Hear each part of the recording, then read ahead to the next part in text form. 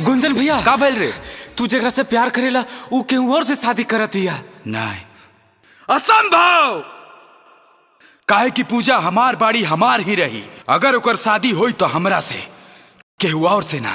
अगर विश्वास नहीं खे तो खुदे जाके अपना अखिया से देख लो।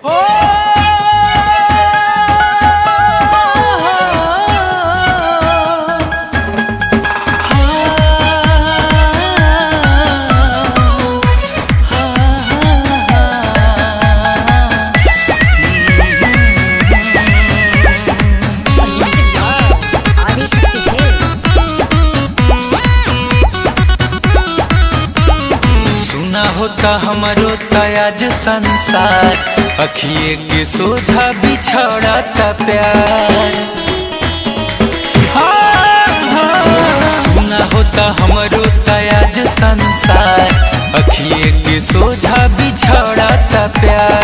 केकरा से हंसब बोलब बतियाई, तुहे को राही हमार। अरे रे मोरी चांद के सुना ना हमर जान के डोलिया में जनी ले जाए कहार। सुना ना हमर जान के डोलिया में जनी ले जाए कहार।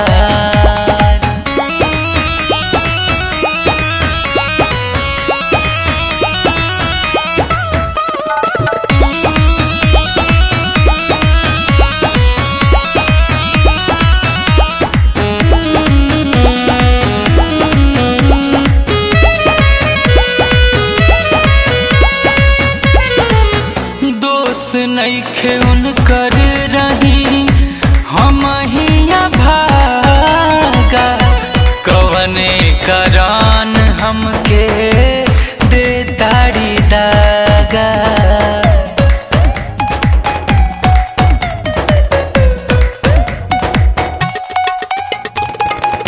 दोस्त नइखे उनकर रही हम हिया भागा, कवने करान हमके दे ताड़ी दागा।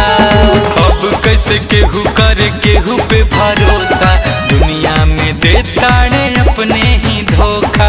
केकरा गली घूमे जाई पगला, तनिको न कैली विचार। अरे रे मोरी चांद के सुना ना हमर जान के डोलिया में जनी ले जाए कहार।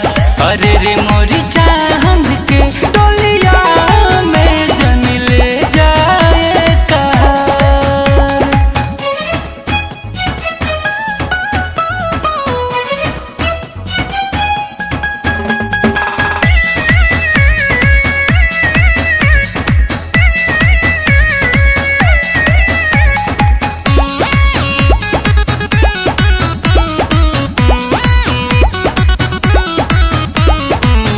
सिगरेट से जार हाथ पर लिखनी उनका नाम के, कैसे बैठल बाड़ी उ डोली में घूंघट तान के।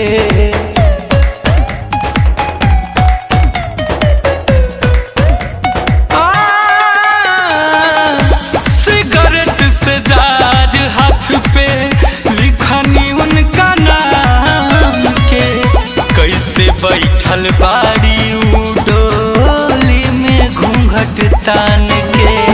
आखिरी भर उनके निरेख ले बेदा, मोरी जान के सूरतिया तू देख ले बेदा।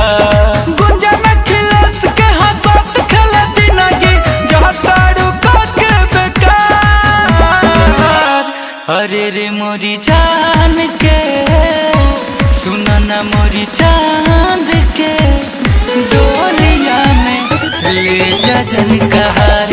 अरे रे मोरी जान के डोलिया में जन ले जाए कहार। अरे रे मोरी जान के डोलिया में ले जा जन कहार। अरे रे मोरी जान के डोलिया में।